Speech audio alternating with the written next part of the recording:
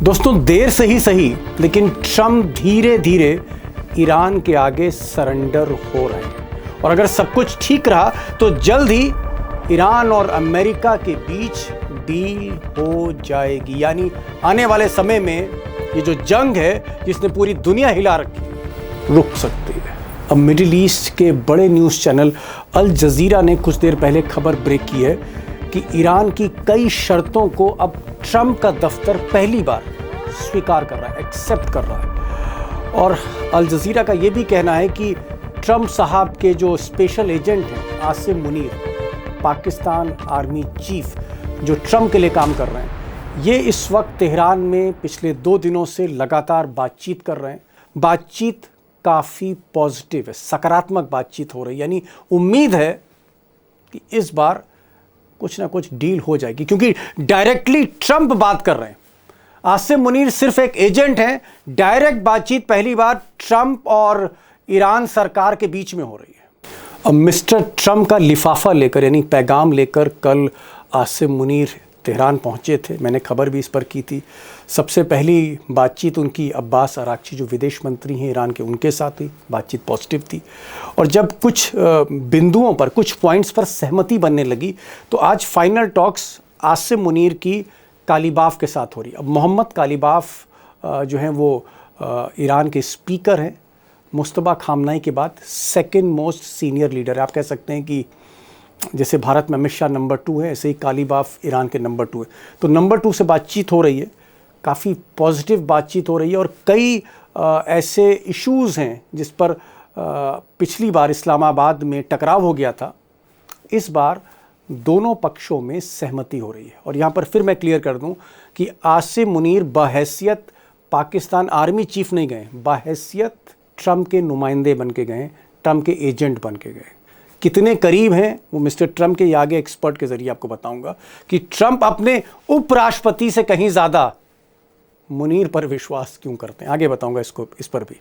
अब अल जजीरा चैनल का कहना है कि जो बातें ईरान और अमेरिका के बीच में जो इश्यूज़ थे, जैसे सैंक्शंस हट जाएं ईरान पर, पाबंदी जो लगा रखी हैं बरसों से अमेरिका ने, वो पाबंदी हटाने को अमेरिका तैयार है। $100 बिलियन ईरान का वो फ्रीज़ है, वो ज़ब्त कर रखा है अमेरिका ने जगह जगह मुल्कों में। उस रिलीज़ करने के $100 बिलियन को रिलीज़ करने के लिए भी ट्रम्प तैयार हैं। लेकिन जो असली मुद्दा है वो है एनरिच्ड यूरेनियम, जिससे न्यूक्लियर बम बनता है। 440 केजी, 440 केजी जो है यूरेनियम, एनरिच्ड यूरेनियम ईरान की कस्टडी में। ईरान पहले भी कह चुका है, अली खामनाई के समय भी कह चुका है कि वो न्यूक्लियर बम नहीं बनाएगा, इसलिए ये एनरिच्ड यूरेनियम वो दे सकता है। अब जो असली सवाल है जिस पर पूरी बातचीत फंसी हुई वो ये है, जो अल जजीरा कह रहा है कि ये जो न्यूक्लियर बम का प्रोजेक्ट है, क्या इसको 20 साल, अगले 20 साल तक ईरान रोके रखेगा, प्रतिबंधित कर देगा, या फिर 10 साल के लिए करेगा, या फिर 5 साल के लिए करेगा। हो सकता है कि ये जो मियाद है कि 5 साल तक बैन रखेगा न्यूक्लियर बम पे, 10 साल तक रखेगा, 15 साल तक रखेगा, 20 साल तक रखेगा, ये थोड़ा सा फाइनलाइज होना है। और ऐसी उम्मीद की जा रही है कि शायद ईरान मान जाएगा और हो सकता है 10 साल के लिए एक डील हो जाए कि हम न्यूक्लियर बम नहीं बनाएंगे। वैसे भी दोस्तों यहाँ मैं कहना चाहूँगा कि अली खामनाई, जो इमाम खामनाई थे जिनकी हत्या हो गई 28 फरवरी को, उन्होंने एक फतवा जारी किया था और फतवा जारी करके कहा था कि हम वेपन्स ऑफ मास डिस्ट्रक्शन, हम ऐसे हथियार नहीं बनाना चाहते जिससे इंसानियत ख़त्म हो। बहुत बड़े पैमाने पर कत्लो गारा तो ईरान उस तरह के हथियार नहीं बनाएगा। तो वो अंडरटेकिंग ऑलरेडी है, सिर्फ शर्तें तय करनी, कंडीशन तय करनी। और जैसे ही ईरान ये शर्तें मान जाता है, हो सकता है कि इस्लामाबाद में दूसरे दौर की बातचीत हो और ये डील हो जाए। इस तरह के संकेत अल जजीरा चैनल ने दिए हैं, इस तरह के संकेत पाकिस्तान की मीडिया से आ रहे हैं और इस तरह के संकेत ईरान से भी आ रहे हैं। और जहाँ तक दोस्तों मेरा मानना है, मुझे लगता है कि ट्रम्प इस बार डायरेक्ट डील कर रहे हैं। आसिम मुनीर सिर्फ एक बीच में एक मोहरा हैं, एक एजेंट हैं, जो आप कह सकते हैं कबूतर की तरह ये पैगाम उधर और उधर का पैगाम इधर, ये काम कर रहे हैं। डायरेक्ट टॉक ट्रम्प और ईरान के बीच में है, कालीबाफ और ट्रम्प के बीच में हो रही है। और शायद ट्रम्प क्योंकि डायरेक्टली डील कर रहे हैं, बहुत सी बातें वो मान सकते हैं, झुक सकते हैं, और शायद सरेंडर मुद्रा में इसीलिए ट्रंप बातचीत के लिए भी तैयार है, डील के लिए भी तैयार है। तो दोस्तों, जो बड़ा सवाल है वो सिर्फ ये है कि आसिम मुनीर ईरान से बातचीत करके, उनका मशवरा लेके, उनकी राय लेकर, लिफाफा लेकर जब ट्रंप साहब के पास वाशिंगटन जाएंगे, अमेरिका जाएंगे, क्या तब तक बात बन जाएगी? बात बन जाएगी, और बात अगर बन जाएगी तो डील भी हो जाएगी। यही सवाल मैंने गल्फ़ न्यूज़ के, मिडिल ईस्ट का बड़ा अखबार है गल्फ़ न्यूज़, उसके संपादक रहे बॉबी नकवी साहब से पूछा है। बॉबी नकवी साहब, ईरान का मसला हो या फिर गल्फ़ का मसला हो या फिर ईरान और अमेरिका की जो बातचीत हो रही है वो डिप्लोमेसी हो, अंदर की खबर रखते हैं। उनको भी सुन लेते हैं, बॉबी नकवी साहब को। बॉबी भाई, जो सवाल था, और मुझे लगा आपसे बेहतर कौन बताएगा, पाकिस्तान के अफेयर्स, अमेरिका के अफेयर्स आप 25-30 बरसों से देख रहे हैं। क्या आपको लग रहा है कि ट्रम्प धीरे धीरे पीछे हट रहे हैं, बैकफुट पर हैं, या यूं कहूं सरेंडर कर रहे हैं वो, और ये जंग खत्म करना चाहते हैं? वो चाहते हैं छोटी मोटी कोई डील हो जिससे उनकी इज्जत बचे, और वो फिर नमस्कार करें और वापस अपनी फौजों को बुला लें। क्या आपको लगता है कि ट्रम्प इस मुद्रा में आ गए हैं, सरेंडर की मुद्रा में? आपका अंदाज़ा सही है दीपक जी। इस वक्त पाकिस्तान के जो आर्मी चीफ हैं वो तेहरान में हैं, और वो पाकिस्तान की आर्मी चीफ की हैसियत से नहीं है। आसिम मुनीर। आसिम मुनीर साहब डोनाल्ड ट्रंप साहब के एजेंट के रूप में वो तेहरान में हैं। एजेंट? और जी, और जो काम डोनाल्ड ट्रंप अपने डेप्यूटी यानी अपने उपराष्ट्रपति जेडी वान से नहीं करवा सके, वो काम वो आसिम मुनीर से करवा रहे हैं। आसिम मुनीर साहब कल एक लिफाफा लेके तेहरान पहुंचे हैं, और उसी लिफाफे पे वहाँ पे नेगोशिएशंस चल रहे हैं, और ये नेगोशिएशंस जब तेहरान में ख़त्म होंगे तो इसके बाद फिर वो वॉशिंगटन जाएंगे। जी जी, लेकिन एक चीज, आपने एक वर्ड यूज किया, एजेंट। मतलब एक आदमी पाकिस्तान के सेना में है, वो वहां का सेना का अध्यक्ष है, तो वो अमेरिका के राष्ट्रपति का इतना खास कैसे हो जाएगा? ये एजेंट मतलब क्या आसिम मुनीर और ट्रम्प के अंदर बहुत अच्छे गहरे रिश्ते हैं? आप क्या कहना चाह रहे हैं? देखिए, ये तो हम लोग जानते हैं कि आसिम मुनीर साहब और डोनाल्ड ट्रंप के काफ़ी गहरे रिश्ते हैं। वो पिछले 12-14 महीने में 2 बार उनसे मुलाकात हो चुकी है। एक उन्होंने एक क्रिप्टो करेंसी की एक डील भी साइन करी है पाकिस्तान में, ट्रम्प और परिवार के ट्रंप साथ। परिवार की एक कंपनी है उसके साथ में। तो ये तो सभी को मालूम है कि उनके रिश्ते काफ़ी करीबी रिश्ते हैं। तो इस मामले में मतलब उनको जो ट्रस्ट किया है ट्रंप ने, आसिम मुनीर साहब को भेजा है तेहरान अपना पर्सनल मैसेज लेके, पर्सनल लिफाफा लेके, कि साहब इन मुद्दों पे हम अग्री करते हैं, आप ये प्रपोजल आप ईरान के सामने रखिए। तो ईरान को अब उसी प्रपोजल पे अपना व्यू देना है, अपना पॉइंट ऑफ व्यू देना है, उसमें कुछ आगे पीछे करना है, और उसके बाद फिर आसिम मुनीर साहब को जवाब देना है। जी वही जवाब लेके वो वापस वॉशिंगटन जाएंगे। बॉबी भाई, जो बड़ी बात है, बड़ी बात यह है कि ट्रंप ने ऑफर दिया, ट्रंप का लिफाफा लिया, ऑफर लेके वो तेहरान पहुंचे, और उन्होंने बताया कि साहब, ट्रंप साहब ये जो है आपको ऑफर दे रहे हैं। और फिर ईरान ने कहा होगा कि नहीं साहब, हमें ये पॉइंट में थोड़ी सी तकलीफ है, यहां पर हम ये चाहते। तो क्या ट्रंप ने आसिम मुनीर को इतनी पावर दे रखी है, इतने अख्तियार दे रखे हैं कि वो उनके बिहाफ में वहां डील भी कर लें ईरान से? ऐसा भी है?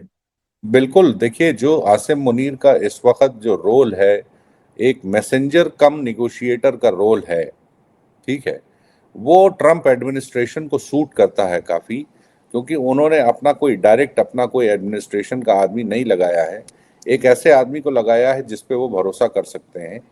वो ईरान का पड़ोसी भी है, और उनसे ईरान से अच्छे संबंध भी हैं आसिम मुनीर साहब के। तो उनको लगता है कि और ईरान को भी लगता होगा कि ये हमारे हमारे भी इंटरेस्ट को प्रोटेक्ट करेंगे, और वाइट हाउस की भी बात सामने रखेंगे।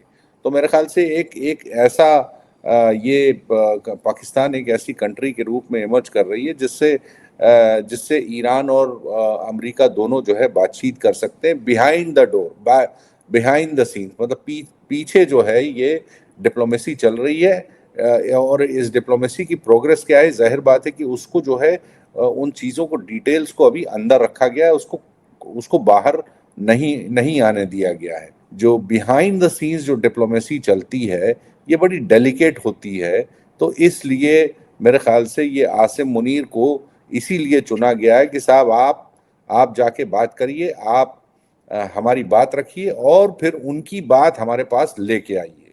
जी, मान लीजिए बॉबी भाई, क्योंकि आप आसिम मुनीर को भी अच्छी तरह जानते हैं, अब्बास अराक्ची को भी जानते हैं, अमेरिका को भी आप समझते हैं। मान लीजिए ईरान कहता है कि भाई हमारे जो पैसा $100 बिलियन उसका पैसा फ्रीज है, कि भाई ये पहले पैसा जो है वो अनफ्रीज करा दिए, ये पैसा रिलीज कर दीजिए, या जो हम पर पाबंदियां लगी हैं उन पाबंदियों से हमको राहत दिलवाइए।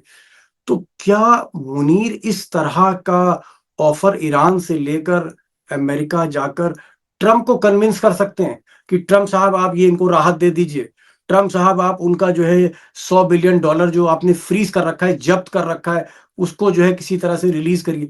क्या इस स्थिति में आपको आसिम मुनीर लगते हैं, क्या इतने विश्वसनीय, इतने भरोसेमंद वो ट्रंप के हैं कि नहीं है? देखिए, ज्यादा कन्विंसिंग की यहाँ ईरान की जरूरत है। ईरान को ज्यादा कन्विंसिंग की और ईरान को परसुएट करने की ज्यादा जरूरत है, क्योंकि देखिए ईरान ईरान अगर इसमें ईरान को इस टाइम, डोनाल्ड ट्रंप साहब का तो क्लियर है कि उनको एक बढ़िया स्टोरी चाहिए न्यूक्लियर प्रोग्राम के ऊपर।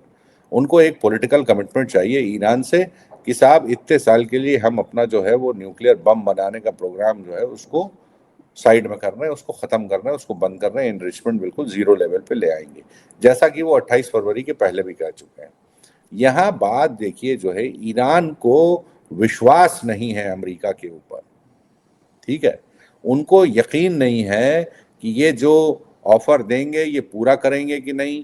और ईरान को कुछ सब्सटैंशियल चाहिए, कुछ ऐसा दमदार चाहिए जिससे वो अमेरिका से न्यूक्लियर प्रोग्राम के ऊपर कमिटमेंट कर सकें। और जब तक कोई दमदार चीज, कोई भारी चीज उनको नहीं मिलेगी, जैसे कि आपने बताया कि 100 बिलियन के उनके एसेट्स फ्रीज्ड हैं, वैसी कोई चीज जब तक नहीं मिलेगी ईरान इस पे आगे बढ़ने के लिए तैयार नहीं होगा। जी जी, नहीं ठीक है, आप कह रहे हैं कि भाई कोई जब तक बड़ा ऑफर नहीं मिलता ईरान को, तो ईरान जिसका इस वक्त अपर एज है, इस जंग का रिमोट जो है ईरान के हाथ में, गर्दन दाब रखी है ईरान ने ट्रंप की। लेकिन मैं यही तो आपसे पूछ रहा था बॉबी भाई, कि क्या आसिम मुनीर के रिश्ते ट्रंप से इतने पर्सनल हैं कि वो ईरान को कुछ फेवर दिलवा सकते हैं, ट्रंप को मुतमईन करा सकते, ट्रंप को समझा सकते कि भाई ट्रंप साहब ये कर दीजिए तो डील हो जाएगी? क्या इस स्थिति में आसिम मुनीर है कि नहीं? देखिए, ऐसा तो लगता है कि डोनाल्ड ट्रंप साहब जो है आसिम मुनीर के ऊपर ट्रस्ट करते हैं, और इतना ट्रस्ट करते हैं कि उनको ये यकीन है कि अगर तेहरान से वो कोई मैसेज लेके आएंगे तो उस मैसेज को वो ईमानदारी से वॉशिंगटन में वो मैसेज आके कन्वे करेंगे। क्योंकि ये भी देखिए, अगर इसमें अगर ईमानदारी से इन्होंने काम नहीं किया तो बात बहुत गड़बड़ हो जाएगी, कि ईरान कुछ कह रहा है और आप वॉशिंगटन में जाके कुछ और कह रहे हैं। तो ये मामला जो है वो बहुत बहुत, तो ये जिम्मेदारी जो है उनकी पाकिस्तान की बहुत बड़ी है। तो अगर जरा सा कुछ दोनों पार्टी को अगर ऐसा लगा कि ये एक ईमानदार मीडिएटर नहीं है, तो फिर ये पूरा डिप्लोमेसी का प्रोग्राम पूरा खटाई में पड़ जाएगा। आसिम मुनीर के लिए भी रास्ता इतना आसान नहीं है कि भाई दो ताकतों के बीच में आप मीडिएट कर रहे हैं, जरा सा कुछ गड़बड़ हो जाए तो छुरी कहाँ गिरे, किधर लगे, किधर तीर लगे, इसका भरोसा बिल्कुल नहीं है कि आसिम मुनीर के लिए दिक्कत हो जाएगी, बॉबी साहब ये करे। तो क्या फाइनली मैं ये मानूं कि अब जो सीज फायर की मियाद बढ़ रही है, शायद 15 दिन और बढ़ जाएगी, और इसीलिए बढ़ जाएगी क्योंकि भाई ट्रंप जो है इस सॉल्यूशन चाहते हैं, इस प्रॉब्लम का एक हल चाहते हैं। क्या अगली जो बातचीत है 5 दिन बाद, 6 दिन बाद, क्या आपको लगता है कि अगली बातचीत में कोई हल निकल आएगा? ऐसा आपको लग रहा है बॉबी साहब? बिल्कुल ऐसा लगता है कि कोई ना कोई देखिए सोल्यूशन सामने आएगा।